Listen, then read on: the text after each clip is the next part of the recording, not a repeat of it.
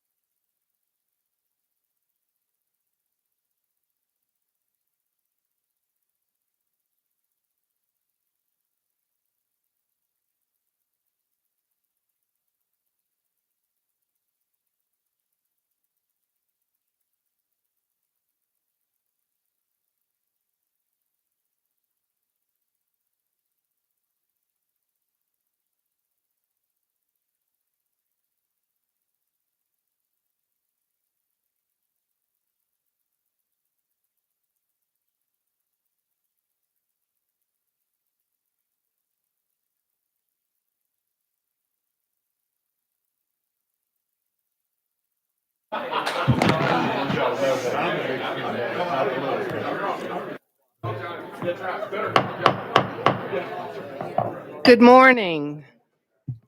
I'd like to call the Finance, Ways and Means Committee to order for October 20th, 2021.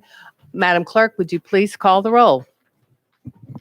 Representatives Baum, Boyd, Camper, Carr, Faison, Farmer, Gant, Garrett, Haston, Hawk, Helton, Hodges, Lamar, Lamberth, Littleton, Lynn, Shaw, Whitson, Williams, Wendell, Vice Chairman Hicks, Chair Lady Hazelwood. Here. Madam Chair Lady, you have a quorum.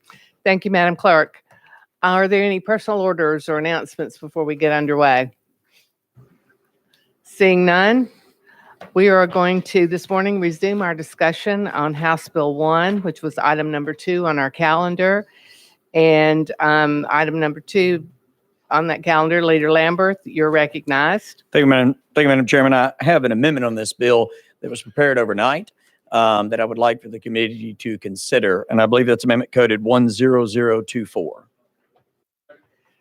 We have, I believe we had a motion on the bill yesterday, but we will go ahead and just for clarity's sake, I will accept a motion on the bill in a second. We have a motion and a second on the bill. The bill is now before us. Now we have the amendment 010024. We have a motion on the amendment and a second. We have the amendment before us. Leader Lamberth, please explain the amendment to us if you would. Thank you, Madam Chairman. And this amendment should, and I'm looking at legal on this, but it should include all previous amendments, including the technical changes. So I believe it includes all of that. And that if you'll look at this is electronically available. Again, it's coded 10024. It should be electronically available to you. I have a hard copy for anybody that would like to look over my shoulder at it. But if you're looking at the electronic or the hard copy, it's page 8 is the primary difference between this and previous amendments. It deals with the board of directors for the authority that governs the mega site.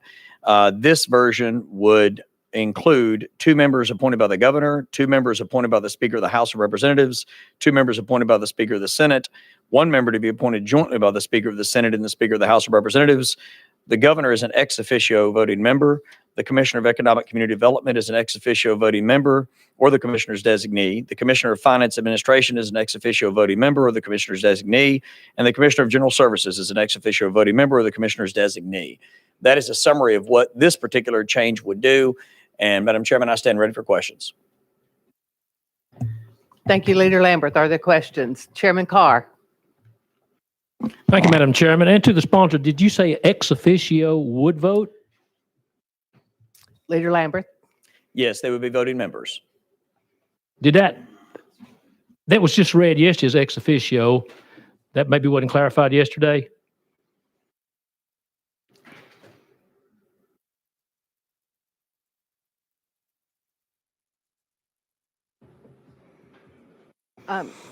I'm given to understand there's an issue with dashboard. We're trying to get that cleared up so everyone could look at the amendment. So we'll just take a pause here so people can have a chance to read it.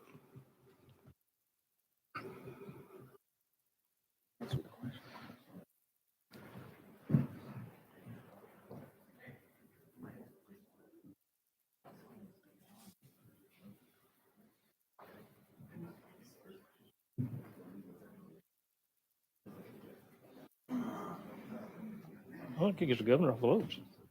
Gives the governor all the votes. Here's Morton's. That's always.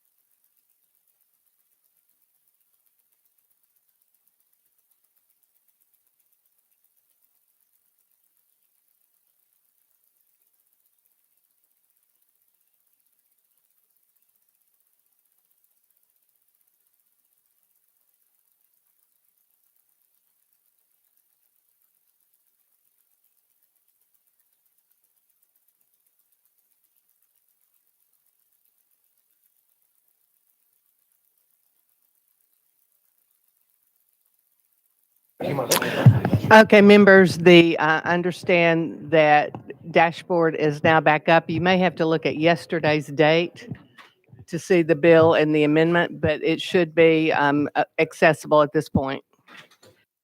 So Leader Lambert, while everyone else is taking an opportunity to read through the amendment, if you would like to go ahead and address Chairman Carr's question. Yes, Madam Chairman, if he could restate the question just so we're both on the same page, and then I'll be happy to answer it. Chairman Carr, would you like to restate your question, please? Thank you, Madam Chair. I said yesterday it was read as ex officio, which means ex officio means non-voting.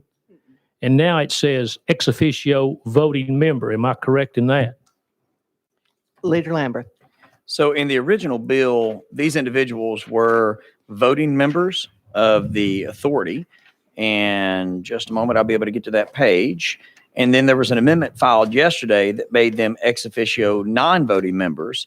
And we're returning basically to the original version of the bill so that they are ex officio voting members. And I'm specifying voting.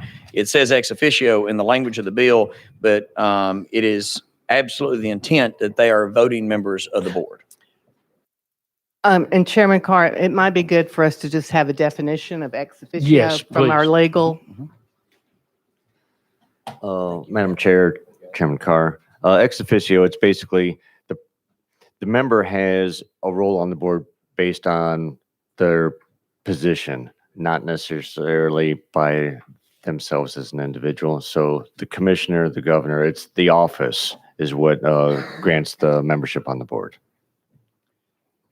So they can be voting or non-voting. It doesn't, that's not tied to the position. You know, often ex officio members are non-voting, sometimes they are, but it's basically because of the position of or their office.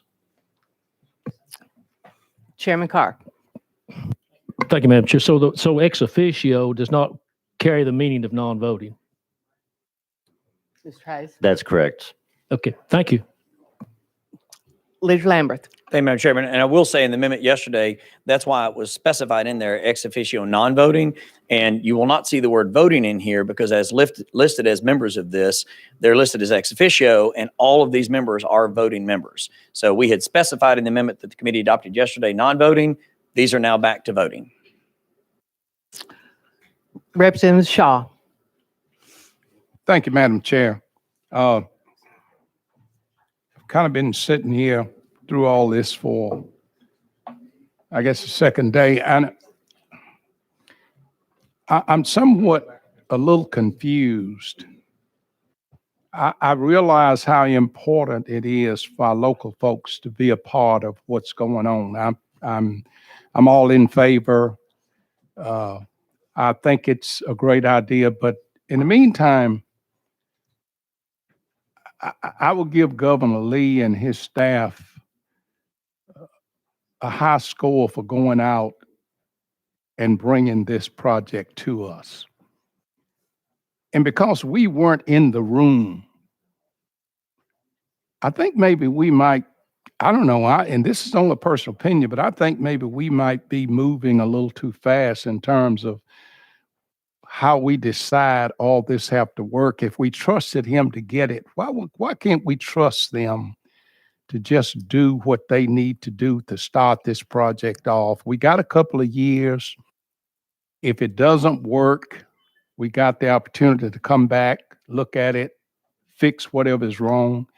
I've never known this legislature to fail to fix anything they need to fix. So I'm just a little confused that we are adding all these people to a board and we don't know exactly what, to some degree, what all it's going to mean. Because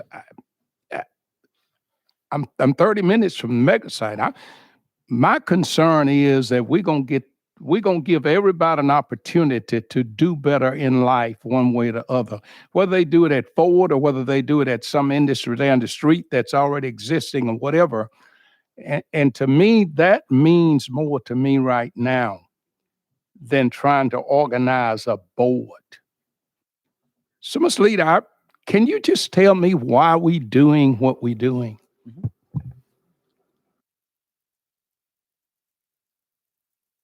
And I do understand the importance of this. I'm not playing this down by any means. And I know how important it is that our local mayors and county commissioners and all these people have some input. But this is bigger than any of us ever faced before. So would they really know what to do if you put them on there? Maybe that's the question I should ask. Leader Lamberth. Thank you, Madam Chairman, and thank you for that question. And so the structure of this, in essence, will ensure that both the legislative branch and the executive branch can put the best people that we can possibly find throughout the entire state of Tennessee, including local folks from right there, on this board. And then we have the oversight ability on that through the Government Operations Committee and through the Comptroller's Office to audit this, that if for some reason this structure is not working, then we can change that at that time. So the reason we've worked so hard on this between both the House, Senate, and the Governor's Office to come to this potential amendment, which I will say, I mean, I know, both the House, the Senate, and the Governor's Office have had input into this, but at the end of the day, it is this committee's decision as to whether or not to accept this amendment. I would encourage you to do so. I do think this is a very even split between the legislature and the executive branch. I mean, it's a 5-5 split in essence, where the governor could come in and break a tie if that were to ever happen, which is important on a 10-member board. We don't set up a lot of even number boards, but this also sets up a scenario where you could have a tie. Everybody would have to show up. It would be an unusual circumstance, but you have to have some sort of a tiebreaker. So to me anyways, this is a very good, solid structure for a board. And I like the fact that we will all have not only input in who I'm sure the governor and the speakers will be appointing to this board. So if you have some folks in mind, I mean, already go ahead and get those names to the different individuals that will be appointing this board, because it's very important that this get up and moving quickly. It's important for your district. It's important for Representative Hurt and Gant and everyone else's district. It's important for the whole state of Tennessee that they get to work quickly. So this is a starting point. If it works well, and we all feel like over the next few years as we evaluate their work, it's working well, we may leave this structure exactly as is. If it's not, then I would encourage all of us to come back. That's why we meet every year, and obviously multiple times a year, since we're here in a special session and back again next week for an extra special session. I mean, we'll continue to monitor this and make sure it turns out just fine. Representative Shaw. Well, I think on one hand, we may be both saying kind of the same thing. That's why I'm wondering, why didn't we just leave it like it was and monitor it for 2 years? If it don't work, then fix it. I think that's my whole point. We are rearranging something that was kind of put in place, or the idea of it was put in place, that this is how it's going to work and this is what we're going to do. But it doesn't take away the fact that the legislature can come back and don't have to wait 2 years. If we need to, we can come back in 1 year for that matter. I guess what I am puzzled about, and I'll shut up, is that we've caught the biggest fish we ever caught. And now we don't seem to know how to skin that fish. And I think that all of us going to have to back up and take a deep breath and try to figure out how we all do this together, rather than trying to set rules and regulations that we don't need to set so early, is what I'm saying. I'm excited that the project is here. I'm excited that every person in the state of Tennessee, and in particularly West Tennessee, will have an opportunity to a better quality of life. And to me today, right now, at this moment, that's more important to me than trying to create some board to function in some way that's probably not going to make one difference or the other to the quality of life of the people who can enjoy the benefits of this. And maybe that sounds a little wild to some people. You know, I don't know what my district folks are thinking about me right now for saying what I'm saying, but what I think is most important is that we be good tenants, good neighbors to Forward and to SK Innovation, and do all we can to help them set up and get going and create a new quality of life for the people that we represent. That's what I think is important more than anything else right now. Other than setting rules and regulations about this, that, and the other, we've been at this for 14 years. And now we've come to the end of the journey and can't seem to close the door. That's my say. I'm not going to support the amendment. Thank you, sir. Representative Shaw, I think I speak for this entire body in saying that we're all tremendously excited about the opportunities that are going to come to West Tennessee through this joint venture, through all of the other projects that will be coming to the mega site as a result of this initial investment. But in order, and I will let Leader Lambert and Leader Gant speak to this more directly, but in order to get this up and running, those companies that are looking to invest in Tennessee, they need an entity to deal with. This mega site authority establishes that entity, that one-stop shop, if you will, for them to deal with. And I will defer to Leader Gant to further respond. Thank you, Madam Chair. Representative Shaw, me and you are neighboring representatives to this mega site. Part of it's actually in my district. This is a great compromise. This is what me and you both are looking for. And so this is a win-win for Haywood County, all the surrounding counties, Fayette, Hardeman, Shelby. This is the type of agreement that we're looking for. And I praise the Speaker of the House for pushing for this kind of compromise. And I want to thank the governor and Lieutenant Governor McNally and the Speaker for coming to this this agreement. So this is the exact thing that we're looking for to move forward. This is not going to hurt anything as far as our representation and making sure Ford gets off the ground to a good footing here. I mean, this is a good thing, and I do support it. Representative Shaw. Thank you, Madam Chair. And I think I get that. I get all you're saying. But how many people does this add to the board now? Well, Leader Gant. Well, we had 7 voting members prior, and I think this brings it to 10 voting members. It's a fair approach from the executive branch to the legislative branch. We get a very strong say-so on who is on that board. So that's why I say this is a good compromise for me and you and everybody in this region to make sure that we're represented very well. So I would encourage you to give second thought to supporting this, because this is what we're looking for. I'm not quite sure what else we could ask for, to be honest with you. So I would encourage you, I'm sorry? If I could finish, Madam Chair. Leader Gant. So, I lost my train of thought. So anyway, I yield back. The question has been called on the amendment. There is an objection. We only have 3 hands. 4. So we have 3 hands, so we're voting on calling the question. We are voting on calling the question on the amendment. All those in favor of calling the question, please signify by saying aye. Aye. All those opposed? No. The ayes have it. The question has been called on the amendment. We're now voting on the amendment to House Bill 1, the amendment number 010024. All in favor, please signify by saying aye. All those opposed? No. The ayes have it. The amendment is hereby attached to the bill. Leader Gant. Madam Chair, if I could just make a clarifying comment, what I was going to say before I was interrupted, is the Lieutenant Governor is the breaking tie of that 10-member voting board. So technically it's not 10, it's 11, because if it is a tie, the Lieutenant Governor can step in and break that tie.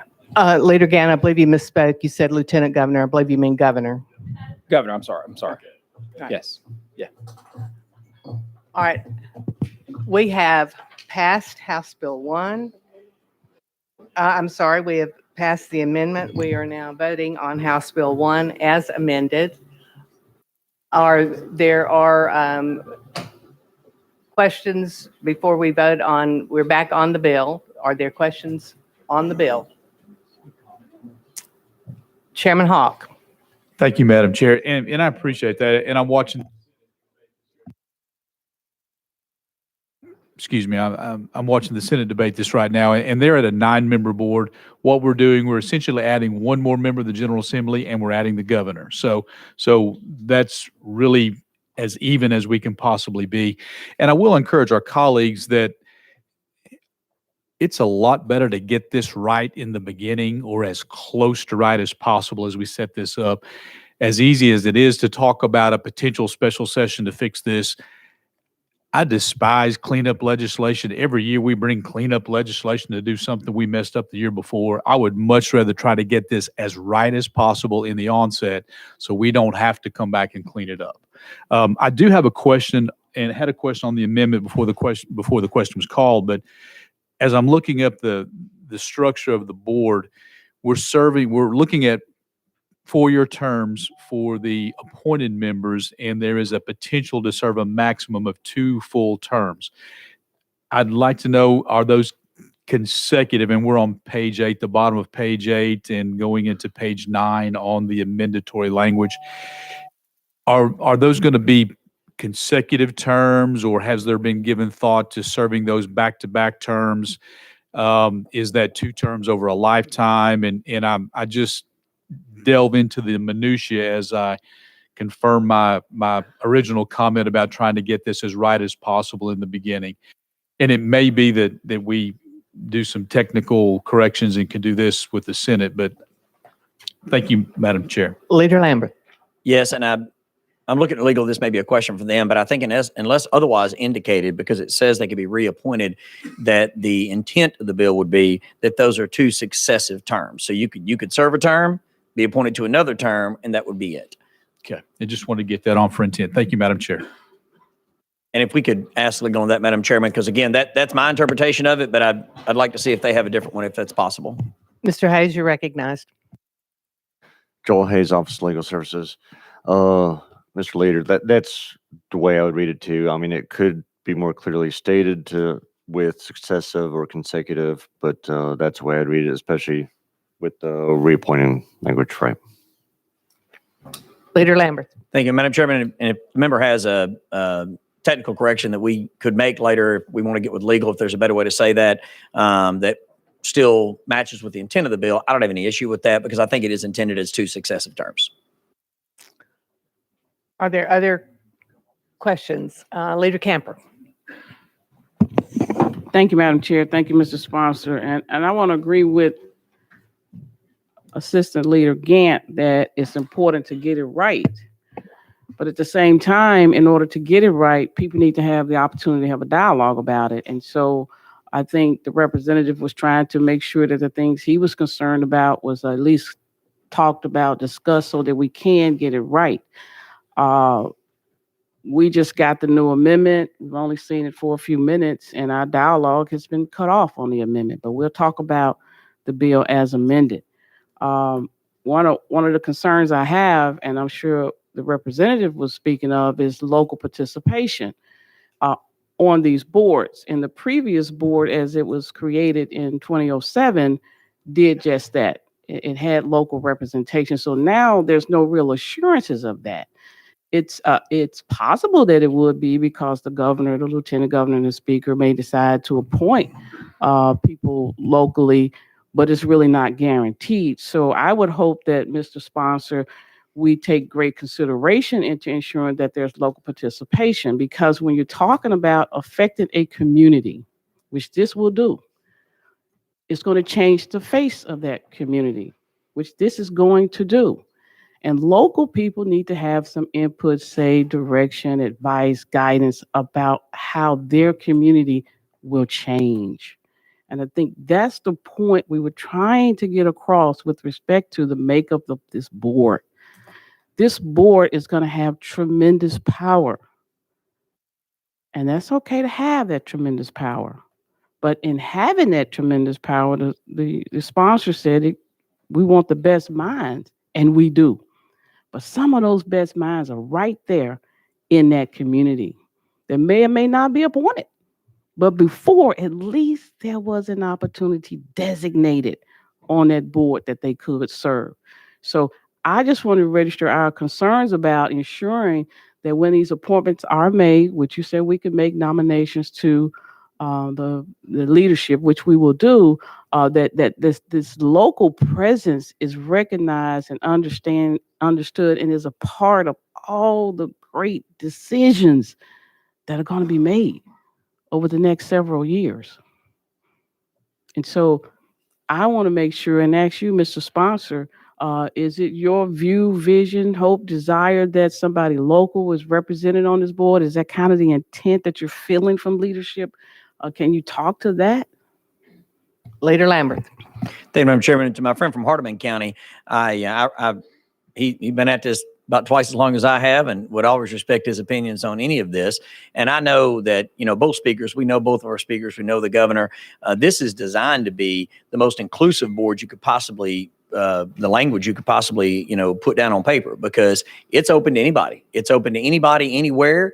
And I think it's important to have both local voices and outside voices, just like we do here. So when we're dealing with issues in Hardeman or Haywood or Shelby County or Sumner County, I can look at it from inside my district and say, hey, these are the things that my folks need and want, and I can fight for that.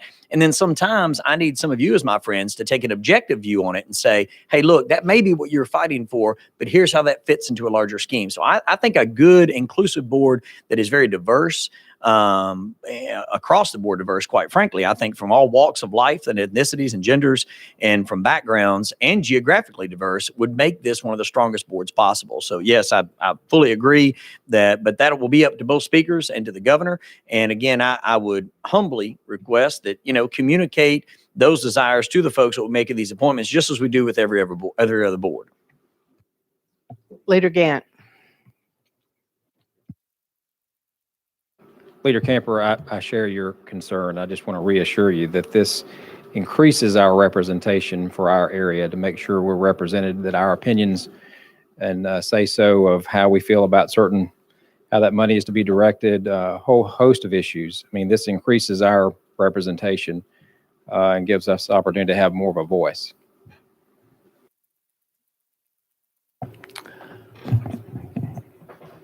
Leader Camper. Thank you, Madam Chair. I didn't Sorry, I'm realize you having missed it. trouble I know we seeing got the line of sight there. Thank Chairman Hawk is blocking you. you.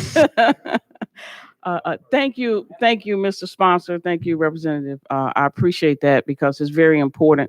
Like I said before, the community will change.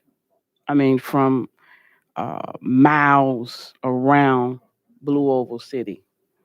And you're right that locally, you may have a vision, an idea of something you believe is true and you want to happen, and having that outside voice to help, shape it to be the best possible outcome is needed. But oftentimes that the very one who have that idea is not there to even get the dialogue you're talking about. That's the kind of thing that I'm talking about. So I'm agreeing with you that we need both and we need this inclusion across the state to make sure that all of the decisions we make are good for, the state, but definitely the community that's going to be impacted, where people will probably be displaced to some degree.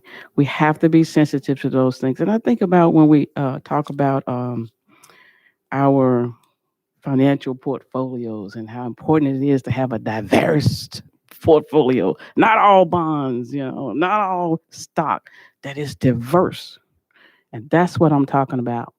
We need to make sure it's reflected on this board. So I'm going to support the bill as amended, but I do feel like we need to be on the record to show that we want this type of board so that every voice is heard as much as possible as everything go along the road for the next 5-10 years of making all of this possible to transform Tennessee. Thank you, Madam Chair.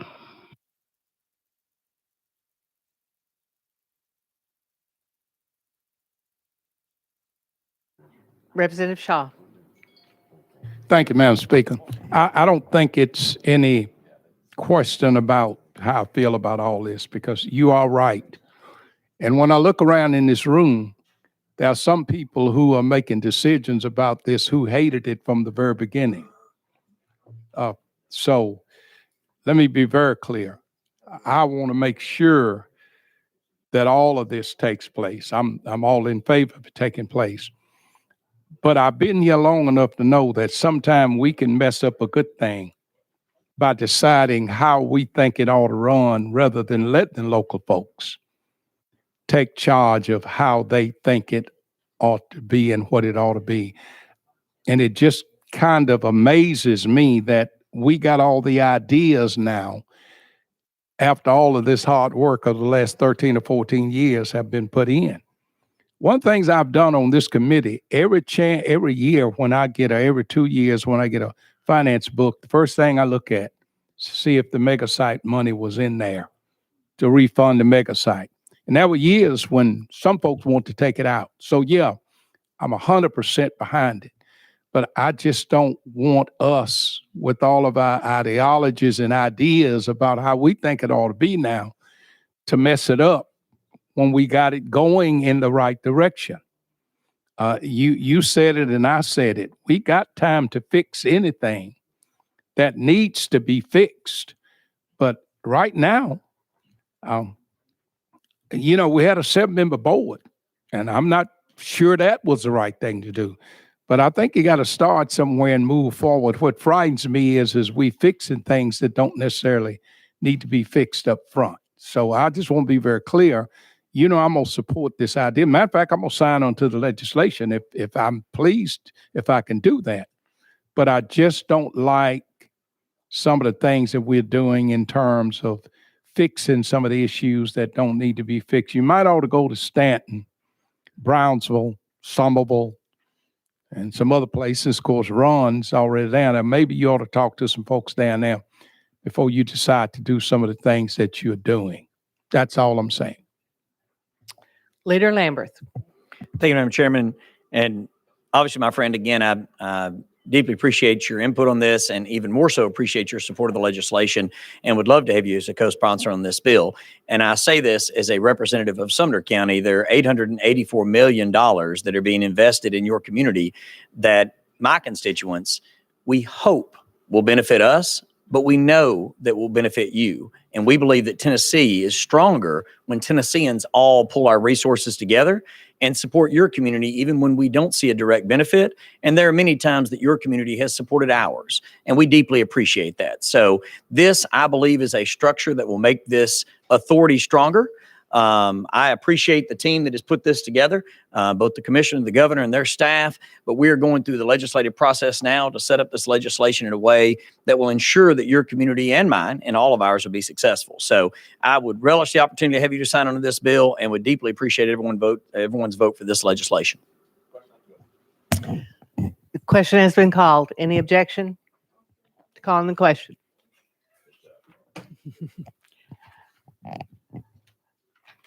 All right, the question has been called. Without objection, we are voting on House Bill 1.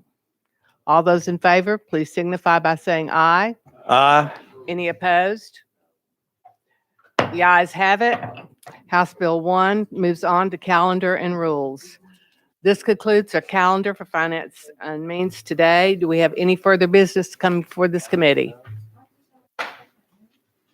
Sorry, Madam Chairman, Leader Lambert. thank you, Madam Chairman. Just a housekeeping matter. Did you say calendar and rules will meet immediately following this committee? I didn't yet, but I will. I'm sorry, I was talking and I didn't mean to steal your thunder, Madam Chairman. I apologize. Yes, we will. Calendar and rules is, we stand adjourned, but I'm sorry, Finance, Ways and Means stands adjourned. Leader Lambert got me all confused, and calendar and rules will meet immediately following. Thank you. Madam Chair.